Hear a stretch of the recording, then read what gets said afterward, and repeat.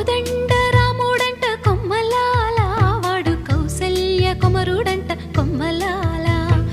ఆజానుబాహుడంట అమ్మలాల, వాడు అరవింద నేత్రుడంట అమ్మలాల.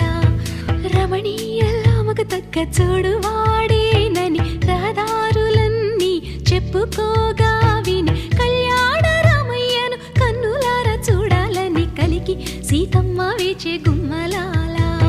సువ్వి సువ్వి